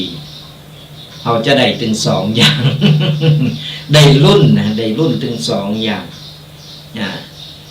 ได้รุ่นว่าใครจะได้เป็น นายกไปจะได้เป็นตัวแทนของตำบลอำเภอเฮานี่หรือว่าแถมรุ่นหนึ่งก็รุ่นว่าจะรวยหรือจะจน วันที่รอคอยเพิ่นว่านะไอ้เฮาก็บ่ถนัดก็เพิ่นไปอัน โทรกันเข้ามานะสลาญาติโยมฟังอยู่ตั้งใดตอนนี้อากาศก็เปลี่ยนแปลงไปเริ่มร้อนมาแล้วเริ่มร้อนมาแล้วก็ดูแลสุขภาพกันตอนนี้ตังวัดบกกอกเฮาก็สลาญาติโยมพ่ออุ้ยแม่อุ้ยพ่ออีแม่หลายท่านก็ทยอยมาใจซิดกันทยอยมาใจซิดในการเลิกตั้งไปที่อยู่ตั้งบ้านยังไม่ได้ไปก็ยังมีเวลาเนิ่วางแล้วก็ไปจะไปสละสิทธิ์จะไปนอนรับทับสิทธิ์พออย่างน้อยเราจะได้มีตัวแทนในการบริหารบ้านเมืองของเราเป็นหมู่เป็นกลุ่มจะได้บริหารจะได้เป็นตัวแทนเป็นปากเป็นเสียงแทนเราจะได้มีอาหารของทุนต่างๆมาช่วยเหลือเราได้มาพัฒนาหมู่บ้านของเราก็พอกันดีๆเลิกกันดีๆมามึกเอาไว้ในใจนะเฮาชอบไผเฮาพอที่ผลงานพอที่การกระทำบ่ต้องไปพอรูปร่างหน้าตาบ่ต้องไปพอที่กำอู่กำจ๋าโฆษณาชวนเชื่อนะมันก็เกินจริงไปเฮาก็พิจารณาพอว่ามันอันนี้ถูกต้องตามที่เฮาได้กึดไว้แล้วมามึกเสร็จก็ไปแสดงตัวตนเรียบร้อยก็ไปกาไปขีดใจสิทธิ์เลยเพราะตอนนี้ทุกคนตีถึงเกณฑ์ในการเลิกตั้งก็สามารถเข้าไปใจซิดกันคือเต็มตีใจซิดแบบภาคภูมิใจนะเปิดวานนะบางคนในละอ่อนบาเดียวก็ตื่นเต้นเริ่มได้ใจซิดเป็นข้างแรกนี่ก็มีหลายๆรุ่นหลายๆท่านก็พิจารณากันเอานะสดาญาติโยมทั้งหลายมันต้องไปฟังคนใดคนหนึ่งมันต้องไปพอนั้นพอนี้มันอยู่ในใจเฮาคนเดียวนี่แหละอยู่ในใจเฮาสามารถใจสิทธิ์กันได้ไผก็บังคับเฮาบ่ได้เฮาก็บังคับไผบ่ได้เพราะฉะนั้นสิทธิ์ไผสิทธิ์มันก็โทรกันเข้ามา0826112245วันนี้รู้สึกจะตั้งโทรศัพท์นี่จะเงียบแต่ตั้งไลน์กลุ่มไลน์แล้วก็ตั้ง Facebook นี่ขึ้นมาโลกอยู่แสดงว่าอยู่ตั้งนอกกันก็บ่เป็นหยังเป็นกำลังอกกำลังใจกันกำเดียวจะไล่ตอบหลังจากจบรายการแล้วก็จะตอบคอมเมนต์ที่เพิ่นคอมเมนต์มาทาง Facebook ช่อง YouTube หรือกลุ่มไลน์ต่างๆกิ้งกังกันมาก็เป็นกำลังใจกันเนอะเป็นกำลังใจกันไปคนเฮาอยู่ใดนี่ก็ถึงกำลังใจนั่นแหละอย่างที่บอกเอาไว้แล้วว่าอย่างน้อย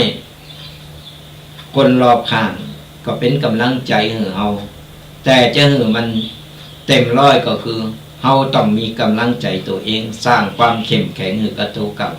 เพราะว่าจะเจออะไรอย่างก็ตามทุกอย่างมันผ่านพ้นไปด้วยดีแต่ต้องใจเวลาปัญหากูอย่างมันเกิดขึ้นมาเฮาก็ต้องแก้ไขอย่างไรเฮาก็แก้ไขว่าจุดใดที่มันเป็นปัญหาเฮาต้องแก้แต่ต้นเหตุว่าต้องแก้ปลายเหตุและที่สำคัญก็คือสติสัมปชัญญะ เฮาต้องฮู้โตเฮาตั้งสติเฮาให้ดีก็มีสติมีปัญญาในการแก้ทุกอย่างมันก็ผ่านพ้นไปด้วยดีก่อนเฮาก็ตั้งสติใจอารมณ์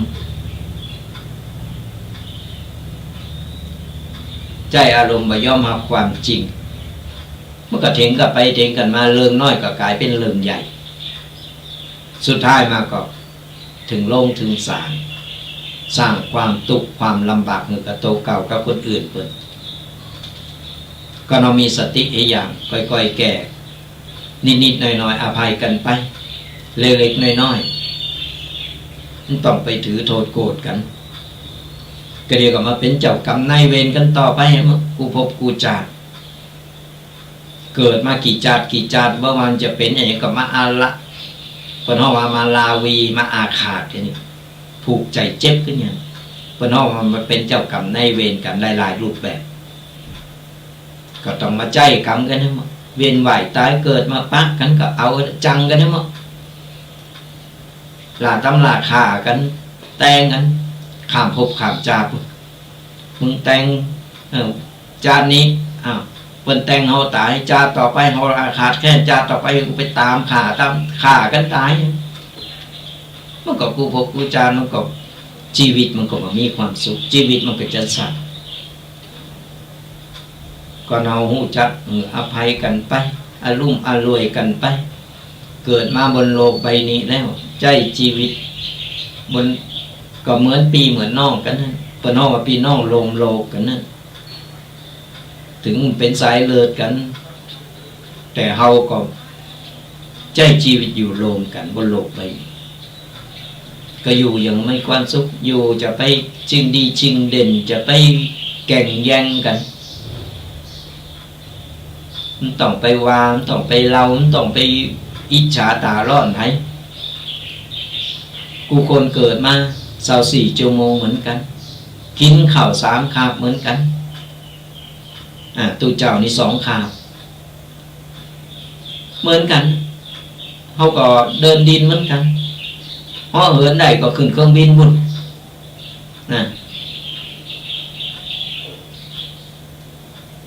มันเขาก็มีอย่างตีเหนือกว่าคนอื่นเปิ้นเขาก็ไม่ต้องไปอดไม่ต้องไปอดอ่างไม่ต้องไปใหญ่ไปโตกูสิ่งกูอย่างมันเป็นแค่หัวโขนกูสิ่งกูอย่างมันเป็นแค่ขอสมมุติขึ้นมาตอนเขามาเขาก็มีอย่างเขามามีเอาตอนเนี้ยมีเปิลฝูงมีลาบยศสรรเสริญมีตำแหน่งตำแหน่งต่างๆเมื่อก่อนแกมาสมมุติเอาในจานนี้มาสมมุติเอาบนโลกใบนี้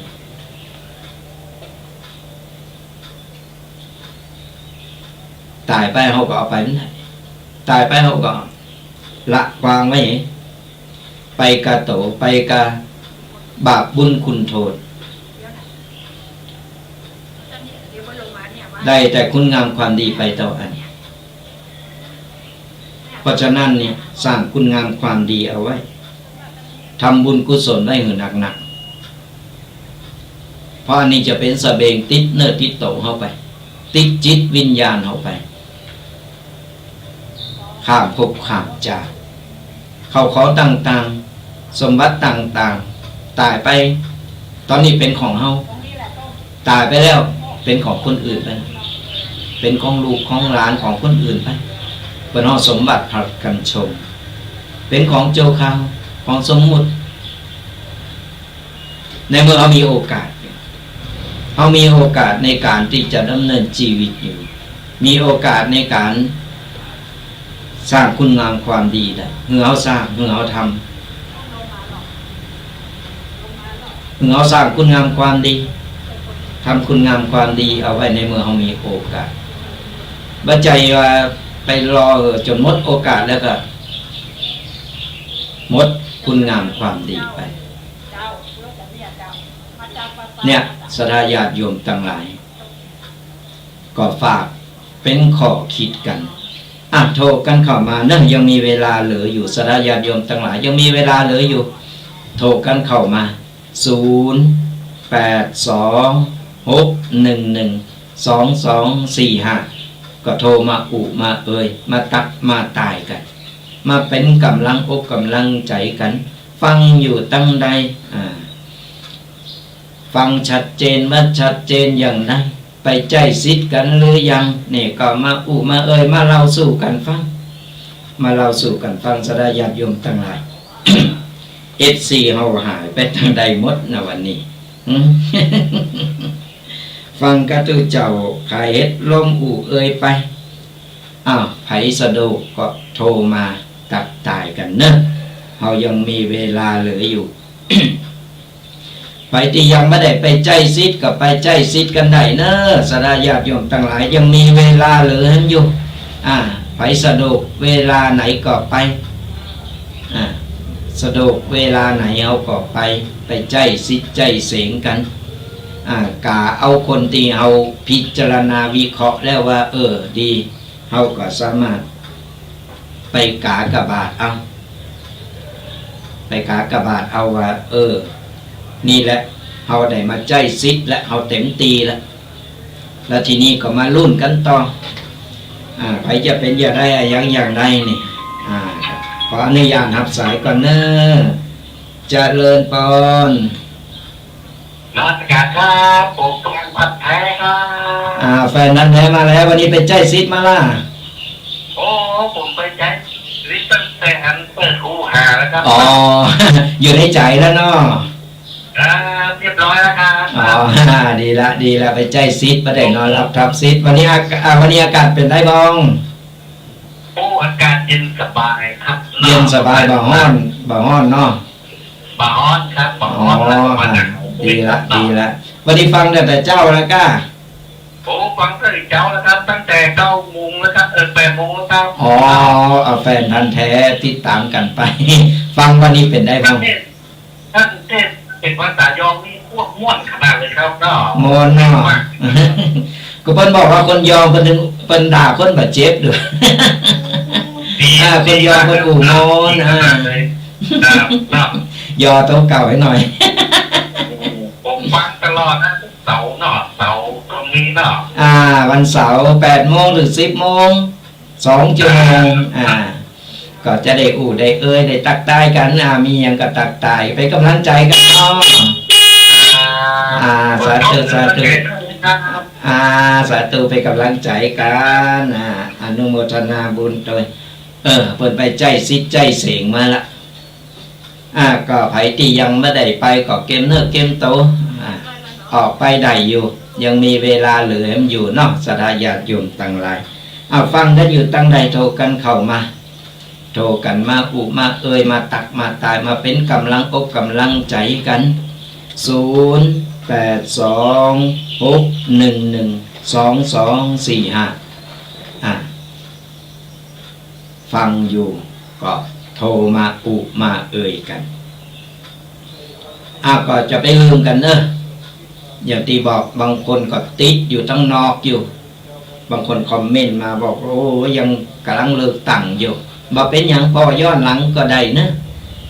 ติดตามกันไม่พอย้อนหลังตั้ง Facebook ตั้งช่อง YouTube ตั้งกลุ่มไลน์ต่างๆนี่สะดวกสบายฟังธรรมะบัดเดียวเพิ่นว่าฟังธรรมะสบายสไตล์ตุ๊กปีแดงวัดมักกอกเลยเข้าใจง่ายง่ายบ่ต้องไปนั่งแปะนั่งบ่ต้องไปนั่งแปะเพิ่นเฒ่าบัดเดียวอย่าเพิ่นทบเถียงกันถึงวันเนี่ยบัดเดียวเนี่ยเรื่องการหือธรรมะเอาบาลีเอาหลายๆอย่างมาอ่านกันมันก็ยังว่าเนาะสาราญาติโยมทั้งหลายอีพ่ออีแม่คนเฒ่าคนแก่บางคนเพิ่นก็บ่เข้าใจอันนี้ก็แล้วแต่เนาะเฮาก็บ่ว่าไผผิดไผถูกอันใดที่เฮาฟังแล้วมันพอจะก้อนใกล้ไหนเฮาก็ก้อนใกล้ไปอันก้อนใกล้ไปใจไปปรับใจกับชีวิตครอบครัวกับชีวิตของเฮาหรือว่า ครูบาอาจารย์ได้ฟังอู่แล้วหรือว่าคนนั้นคนนี้มาอู่อย่างอันใดเขาก็พิจารณาแยกแยะเขาก็เข้าใจว่าเขาจะไปโตยประกูอย่างบางครั้งบางสิ่งบางอย่างมันก็มีพิษพลาดเขาก็อายุปูนนี้แล้วเขาก็มาพิจารณาเอาแยกเอาก็บ่ว่ากันเนาะสดาญาติโยมทั้งหลายการเหือธรรมะนี่ก็ดีแล้วได้บุญได้กุศลการเหือธรรมะนี่ชนะกูสิ่งกูอย่างอย่าปล่อยแม่ปล่อยมึงฟังอยู่ก่อนใกล้เอากรรมใดที่เขาจำได้ที่เขาชอบเขาก็เอาไปเล่าสู่ลูกหลานเป็นการเหือธรรมะเหมือนกันเอาไปสอนลูกสอนหลานวันนี้ฟังธรรมะมาแล้วเป็นอย่างอี้เนอะเนี่ยเขาเอาไปใจนะอย่างอันนี้มันก็หลับหลับอ่อนมันได้เข้าใจเป็นการเผยแผ่ธรรมะเหมือนกันไม่ใช่ว่าการรอการตุกเจ้าพระเนรมาเผยแผ่สดาญาติโยมก็มีส่วนร่วมในการที่จะเผยแผ่เหมือนกันเนาะก็สดาญาติโยมไปฟังหรือว่าบักกาอูวัดจางก็ไปมีโทรศัพท์หันในไลน์หันในโทรศัพท์ในไลน์กลุ่มหรือ Facebook ก็ตามเขาก็กดไลค์กดแชร์จากคนที่เปิ้นบ่เคยหันเปิ้นก็จะได้หูได้หันได้ฟังแล้วเปิ้นนำไปใจเขาก็ได้บุญได้กุศลเหมือนกันเนี่ยบุญกุศลมันสร้างกันง่ายๆทำกันง่ายๆมันอยู่ตีว่า3อย่างกายวาจาใจ3อย่างนี้เขาสามารถทำได้กายพร้อมใจพร้อมวาจาพร้อมเขาก็สามารถเผยแผ่ธรรมะได้ไม่จำเป็นต้องรอกันตุเจ้าพระเนรมาเผยแผ่มาบอกมันกล่าวอย่างนี้มันก็ไม่ได้เขาต้องช่วยกันก็เราเกิดดีอู่ดีทำดีกูสิ่งกูอย่างเป็นบุญเป็นกุศลหมดสดาญาติโยมทั้งหลายอย่าไปเลิกตั้งนี่เอาความลงมือเปิ้นเขาทำตามกฎระเบียบเปิ้นเขาไปเขาก็ได้บุญได้กุศลพอเขาได้ความลงมือได้สร้างคุณงามความดีมันทำได้หมดทำอยู่ที่ไหนก็ได้หมดขอหือใจพร้อมกายพร้อมวาจาเขาพร้อม3อย่างกันเขาสามารถตีสั่งบุญกุศลสั่งสมไปวันละเล็กละน้อยวันละนิดละหน่อย5 บาท10 บาทเหมือนเอาหยอดออมสินมีสลึงพึงบรรจบให้ครบบาทเล็กๆน้อยๆหอมปอกหอมปล่อยไปหอมไว้ติ๊กเมื่อมานานมันก็เต็มมาเอาออกมานับได้เป็นก่อนเป็นงบสามารถนำไปแจกจ่ายอย่างอื่นได้หอมบุญก็เหมือนกันเล็กๆน้อยๆนิดๆหน่อยๆอยู่ที่บ้านก็ทำได้ไม่จำเป็นต้องเอาปัจจัยไปหอมนักได้นักหอมน้อยได้น้อยปัจจัยนะอันนั้นมันเข้าใจผิดก่อนหอมเตาอีจะได้ขึ้นสวรรค์จันทร์นั้นหอมเตาอันจะได้ขึ้นสวรรค์จันทร์ปุณปัจจัยมันอยู่ติดใจเขาก็ใจเขาพร้อมเขามีต่อใดเขาก็ต่ออันไปเหือมันเกินกำลังทำบุญจะไปเหือเดือดร้อนโต๊ะเก่าทำบุญแล้วมาเดือดร้อนโต๊ะเก่าหวานเปิ้นทำบุญนะใครทำเหมือนกันนะได้เอาตังค์มาขอยืมหน่อยหรอมันก็ได้ความตั้งใจแต่มันได้แบบเต็มตั้งใจที่จะทำแล้วก็ได้บุญแล้วแต่ไปเดือดร้อนคนอื่นเดือดร้อนโต๊ะเก่าบุญมันก็ได้แบบเต็มมันแบบเต็มเม็ดเต็มหน่วยเราทำเมื่อเราพร้อมเราพร้อมแล้วก็ทำกันมาพร้อมจะไปฝืนโต๊ะเก่าโกอายโกขายหน้าจะไปเยะ เย่แล้วเกิดประโยชน์ยังขึ้นมาเลยทำเพื่อเอาหน้าก็เหมือนกันไม่ได้ต้องเกทับเขาจะต้องหนึ่งฉันต้องหนึ่งเสมอมันก็บัดใจเนี่ยศรัทธาญาติโยมทั้งหลายของเอาพ่อจะเล็กๆน้อยๆอยู่บ้านละเอกละอ่อนก็สามารถทำคุณงามความดีได้ด้วยกันช่วยเหลือพ่อแม่เจอฟังพ่อแม่ครูบาอาจารย์นี่ก็เป็นบุญเป็นกุศลนะ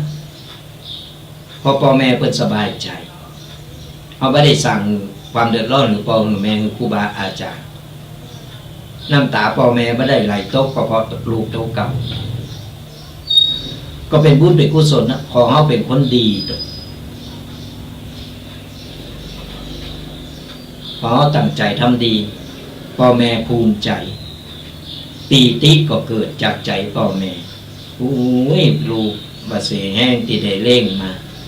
โอ้เป็นลูกคุณลูกบุญลูกคุณมันจะเป็นลูกเต่าที่ว่าคือพ่อแม่น้ำตาตกเวลาเกิดมา พ่อแม่เอาป๊อกเอาปล่อยเล่งออกมาพอใหญ่มาทำให้พ่อแม่น้ำตาตกพ่อแม่เล่งเอามาด้วยน้ำนมพอใหญ่มาเอาคือน้ำตาเป็นผลน้ำตาของพ่อของแม่ตกเป็นการตอบแทนมันก็บ่ถูกอันนั้นลูกอยากลูกมารลูกเจ้ากรรมในเวรมาเกิดมาเพื่อทำลายเขาเกิดมาเพื่อจะอาฆาตคือมันหายอาฆาตแค้นกันปลูกฝังกันมาอาฆาตแค้นกันมาจานไหนปางใด เกิดมาเป็นลูกเป็นเต่ากันเกิดมาเป็นพ่อเป็นแม่กันฆ่ากันสั่งความเดือดร้อนที่เป็นข่าวอย่างข่าวถึงวันรุ่นแรกจะเป็นกรรมเพื่อนบอกว่าเป็นเจ้ากรรมในเวรมันมาหลายๆรูปแบบมาปบมาปะกันมันจึงหนีกันพ้นปะกันในหลายๆรูปแบบบางคนก็มาเป็นในงานในรูปแบบของพวกกูโหโตเมบางคนก็มาในรูปแบบของญาติพี่น้องเปิ้นฝูงต่างๆนั่นน่ะพิษกันฆ่ากันฟันกันโอ้สารพัดสารเพล้วนแล้วแต่มันมีเหตุแล้วก็ปัจจัยมันมีที่มาที่ไปปัจจัยเป็นเรื่องบังเอิญเนี่ยฝากไว้สารญาติโยมทั้งหลายมีเวลาเหลืออยู่ฟังไปก็เคิ่มไปวันนี้ดักแซบเนาะ ตู้เจ้าก็งอมเนอะเขาก็รออยู่โทรศัพท์ก็มาเขาก็อู่ไปเรื่อยๆโทรกันเข้ามาเนอะมีเวลาเหลืออยู่0826112245วันนี้เป็นรุ่นกัน2เด้งเนอะเป็นรุ่นกันนะวันนี้ไผบ่ได้ใจซิดกับไปใจซิดกันเหยังมีเวลาเหลืออยู่ไปใจซิดใจเสงเลิกเอาคนดีเข้าสภาเลิกเอาคนดีคนที่เฮากึดและพิจารณาแล้วว่าคนนี้อยู่ในใจแล้วเฮาก็ไปใจซิดใจเสงกัน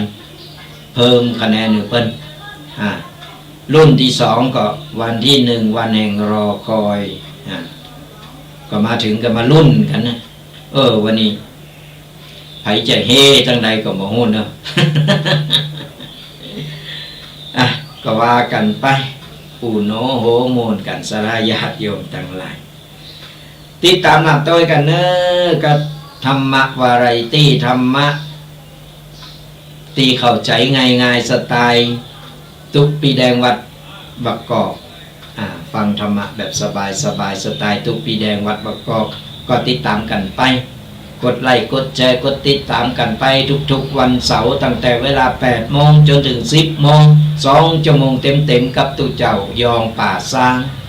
ไปผ่านมาจะแวะเวียนมาแอวมาเยี่ยมมาเย็นก็มาตักมาตายกันให้ไปผ่านมาตั้งเพศก็อยู่บ้าไก่น่ะตั้งรักที่วัดพระพุทธบาทตากผ้าก็อยู่ตรงข้ามกับวัดพระพุทธบาทตากผ้า จังหวัดลำพูนนี่แหละอยู่ไกลๆนี่อยู่ตรงข้ามกันไผตีว่าFCของท่านพระมหาประสิทธิ์ธรรมาภินันโทวัดจ้างกั้มก็อยู่ใกล้ๆกันนี่แหละวัดปีวัดน้องกันอยู่ตำบลเดียวกันนี่แหละก็สามารถแวะเวียนกันมาก็ได้หลายตีเนาะมาวัดจ้างกั้มมาวัดพระบาทมาวัดบางกอกสามารถแวะเวียนมาเยี่ยมมาเย็นกันได้ไปที่จะมาก็ตักตายมาก่อนจำเบอร์ไม่ได้บ่รู้จักเบอร์ก็โทรเข้าเบอร์นี้แหละ0826112245เมมไว้เลยโทรกันก็มาตักตายก่อนมาถามก่อนวันนี้ทุกปีอยู่วัดก่อนบางทีเขาก็ติดงานตั้งนั้นตั้งนี้ก็หน้าที่ไผหน้าที่มันเนาะบ่ว่ากันต่างคนต่างใจชีวิตของแต่ละวันแตกต่างกันไปสราญาติโยมก็ใจชีวิตแบบสราญาติโยมทุกเจ้าพระเนรก็ใจชีวิตแบบทุกเจ้าพระเนรทุกไผทุกมันทุกบ่เหมือนกันทุกนักทุกหน่อยงานนักงานหน่อยก็ว่ากันไปนี่แหละคือหนทางของชีวิต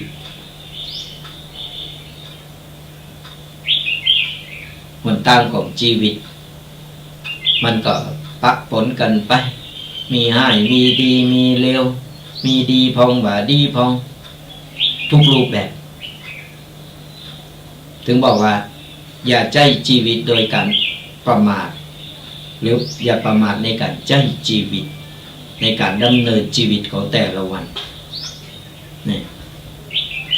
เรามีหน้าที่อย่างหน้าที่ไผหน้าที่มันแบ่งกับปันกันไปก็อย่างที่บอกไผดีกำลังกึดท่อกับอะไรอย่างต่างๆท่อใดแต่อย่าถอยท่อใดแต่อย่าถอยก้าวต่อไปก็เป็นกำลังใจกันเป็นกำลังใจกันไปกำลังใจถึงว่ามีตัวตนแต่มีอิทธิพลตึงผู้ฮือแล้วก็ผู้หับเป็นมนุษย์เหมือนกันจะมีจิตใจมีชีวิตจิตใจเหมือนกันก็เป็นกำลังใจคือกำลังใจกันไปอย่างน้อยเราก็เป็นเพื่อนร่วมโลกเพื่อนร่วมโลกหรือว่าเป็นปีเป็นน้องร่วมโลกกันต่างคนต่างใจวิถีชีวิตแตกต่างกันไปแต่ที่แน่ๆการใช้ชีวิตแต่ละวันต้องมีสติกำกับอยู่เสมอก็นับว่ามีสติสัพพัญญะอยู่ในโตนี่กูสิ่งกูอย่างมันก็จะบรรลัยไปก็ฝากศรัทธาญาติโยมกันเอาไว้จะมีสายเข้าอยู่ก็ไผที่จะโทรก็ยังโทรได้อยู่เนอะยังโทรกันได้อยู่ยังมีเวลาเหลือให้หน่อยนึงแต่ถ้าว่ามีเดี๋ยวสักกรรมหนึ่งก็อาตมาภาพก็จะได้จบรายการแล้วก็จะมีครูบาอาจารย์หลายรูปหลายตนเปิดจะไม่คิวต่อแฮมก็ติดตามกันไปกดไลค์กดแชร์กดติดตามฟังอยู่ตั้งใดสะดวกตั้งใดฟังย้อนหลังก็ได้เปิดไปในช่อง YouTube ของทางสถานีวิทยุวัดฝายหินหรือว่าสะดวกพอทาง Facebook ของอาตมาภาพพระอาจารย์ประพันธ์หรือท่านแดงก็ได้หรือว่าพอตั้งหลายกลุ่มต่างๆนี่ก็ได้ก็ติดตามในหลายช่องทางกดไลค์กดแชร์กดติดตามเป็นกำลังอกกำลังใจกันไปเพราะอย่างน้อยเราก็มีกำลังใจในการที่จะดำเนินชีวิตนะมีกำลังใจในการที่จะเอาธรรมะมาเล่าสู่สราญาติโยมฟังกันจะเป็นแสงสว่างนำต่างไปเอาละสราญาติโยมทั้งหลายเหลือเวลา5 นาทีก็คิดว่าจะสมควรแก่เวลาอาตมาภาพก็จะได้ปั่นป้อน1กับสราญาติโยมเดี๋ยวหลังจากจบรายการก็จะได้ไปรุ่นกันรอรุ่นกันวันนี้2เด็กก็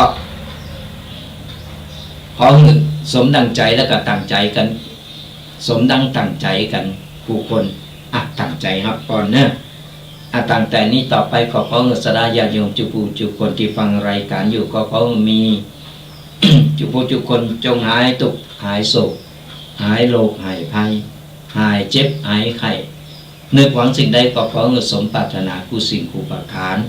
เงินทองไหลมาที่มาอย่าได้ขาดสายขอเงินต่อเงินต่อเงินต่อเงินทำการงานได้เจริญก้าวหน้าทำมาค้าขายร่ำรวยทำให้ทำสวนได้ผลผลิตเจริญงอกงามขายได้ราคาสุขภาพร่างกายแข็งแรงแคล้วขาดปลอดภัย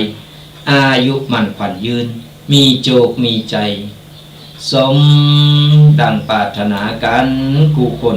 นเนอขอเจริญพร